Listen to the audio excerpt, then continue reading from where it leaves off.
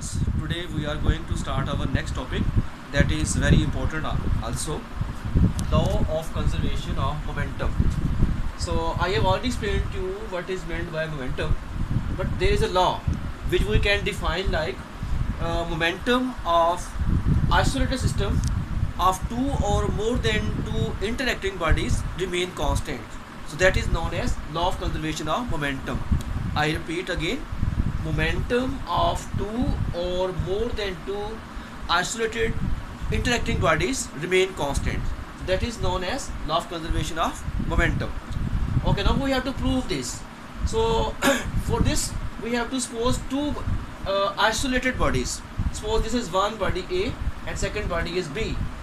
Body A is moving, mass of body A is m1 and mass of body B is m2, and body A is moving with initial velocity u1 and body B is moving with its initial velocity u2.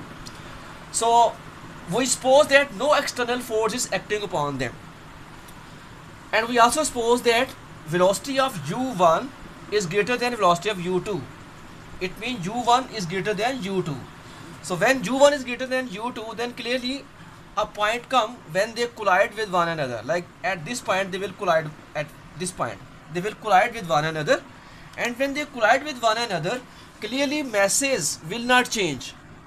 Masses will not change because mass remain constant.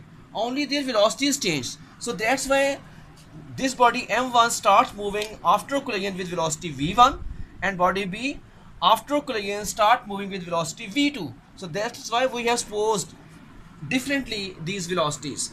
Okay, now initial we have to find the initial momentum of the bodies before collision. We will write initial momentum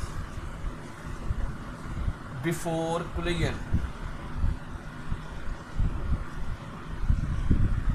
Clearly momentum of the body A is m1 u1. If you want to write, I am writing directly because if I write initial momentum of bodies before collision total system, then I will add what is the momentum of body A. Clearly momentum of body A is m1 u1 and momentum of body B is m2 u2 before collision. Momentum of the body A is m1 u1 because you know when we find the momentum we multiply mass with the velocity. Mass with the velocity. Okay, now initial momentum before collision of the two bodies.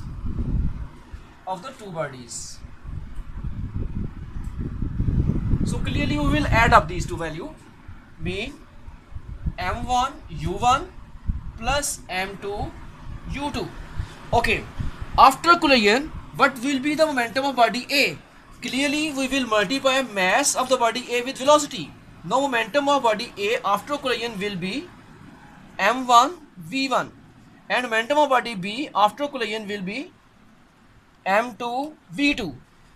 Now what will be the total momentum after collision? We have to write. So we will write total momentum after collision.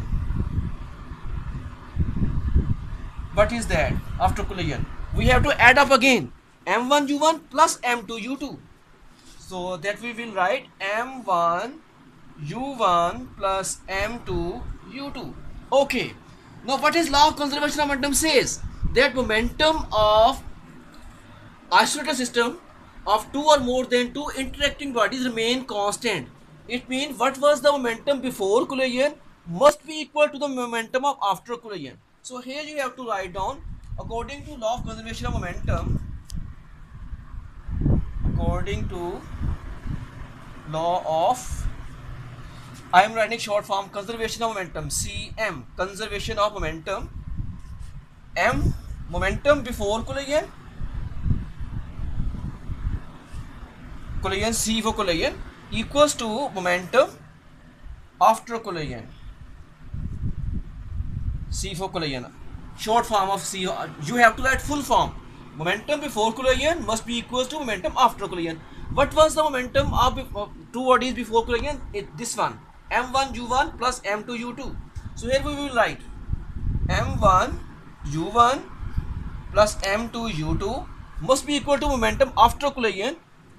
This one mean where we have right after collision momentum m1 v1, this is v, and this is also v2, total momentum after collision. So it means it will be m1 v1 plus m2 v2.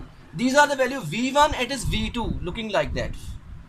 I have mistakenly written firstly u1, but it is a v1 because this one after collision.